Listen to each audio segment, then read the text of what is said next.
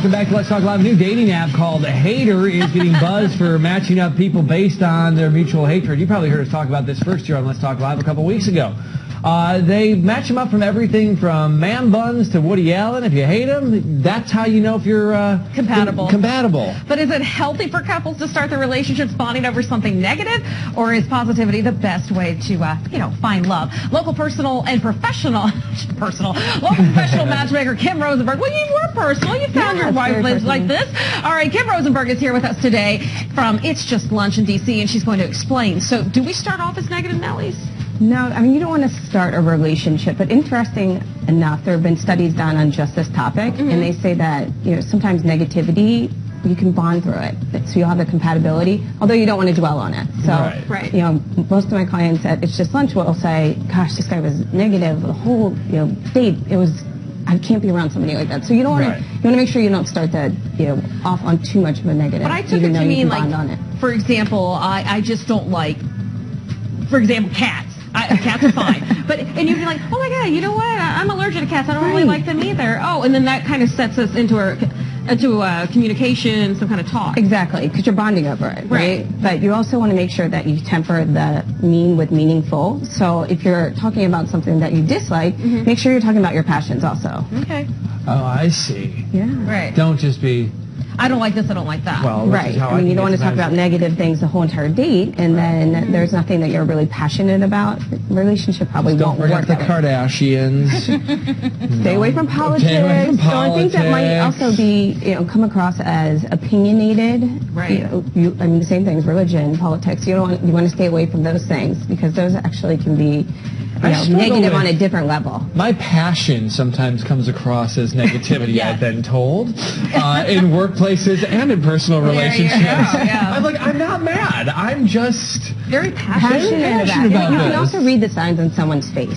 Right. So if they're turning red, they're probably getting angry with the topic that you're discussing. Right. But it is difficult to know the difference between, being very passionate about something and then, like, I'm not trying to force my opinion on you. Right. I'm just trying to, I guess, let you know that I feel so strongly about this. Right, but that's, again, reading the signs. So if it's a conversation that you're having and you have the same passion, about this negative, a topic that might seem negative, then that's okay because you're having a conversation about it. But if you're the one that is venting the whole time, you probably should read the signs. Right. Okay, now what happens if two people get together and it's like, cool, I hate the Kardashians, I hate cats, and you both agree on everything, it's hate, negativity. Can a relationship last if it's too negative? It can last, but you want to make sure that you both have some positive, things that you're passionate about as well, because negativity stems negativity. So you don't want your relationship to focus on that all the time. Make sure that you're both focusing on the positives as well, even if your personalities might mesh. So let's back up to what we talked about at the beginning here, this app, which is connecting people, and we did play with it when it first came out, where you actually, swipe like up if you kind of hate it, one way if you really hate, blah, blah, blah, blah. Right. And then it tells you, hey, you guys, 89% of the things because everybody gets asked the same questions, you connected. Right. So do you think that's a good thing to connect with people like that? It's an interesting way, I think. I think that... like I said, it has that compatibility, so you already have things in common, even though they're negative. So you have that bond together. Having said that, of course, if you meet that person, you want to make sure that you still do focus on some of the positive things. Why would we want to even talk about bonding over negativity? It's just this compatibility. People feel it's a commonality. So you're going into a date like like at It's Just Lunch. We screen all of our clients first, so you knew that you're going to have things in common beforehand because we're going to tell you about them.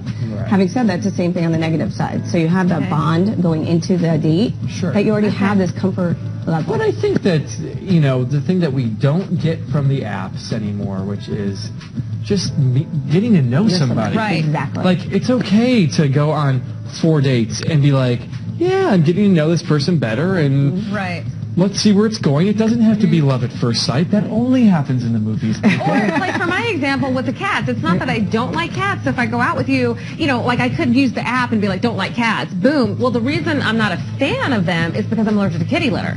So now if we go out on a date and we talk about this, Right.